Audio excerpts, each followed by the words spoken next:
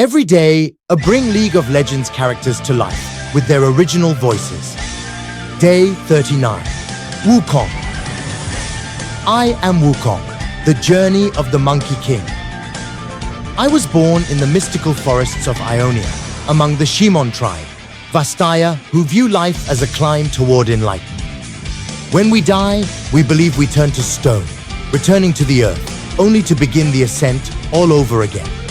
But me, I was different. I could never quite fit in.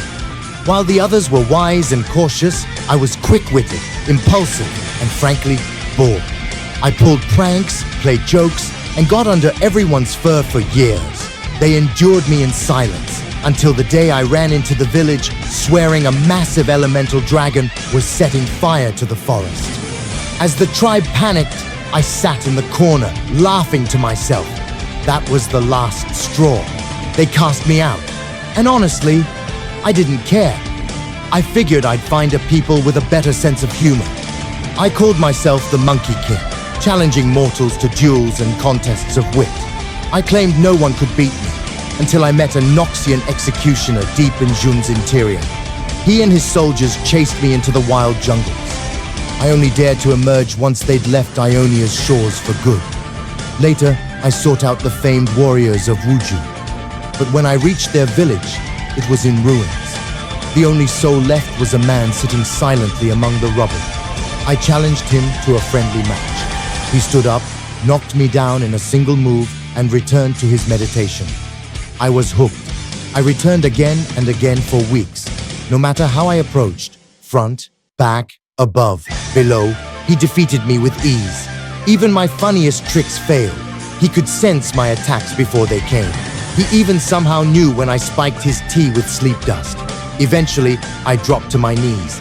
"Teach me to fight like you," I begged. "I want to become the greatest warrior alive." But deep down, I was searching for something more. Redemption, maybe. A place to belong. He looked at me for a long moment before he finally spoke. "I am Master Yi, last master of Wukong." And he agreed to train me. Days turned into seasons. I learned discipline, patience, and the true virtues of combat. Yi never spoke of his past or why he still lived in that shattered village. So I proposed a wager. "We'll spar," I said.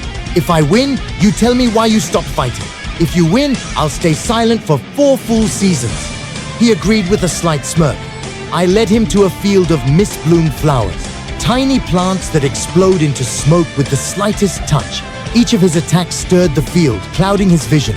Finally, through the thickening mist, he struck what he thought was me, only to find a straw dummy. That's when I swept in and brought him down. And then, he finally opened up. He'd once gone to war to protect Ionia, but in doing so, he brought the wrath of Noxus down upon Wukong. He blamed himself for the destruction. He stayed in the ruins as penance for every villager lost. I realized something in that moment. I felt regret too. My tribe had cast me out, yes, but they raised me, protected me, guided me toward wisdom.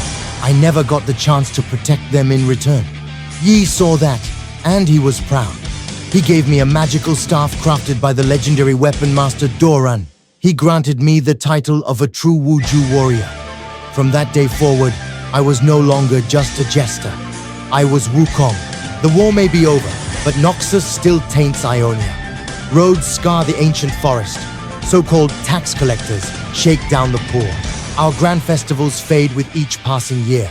But Master Yi and I, we're ready.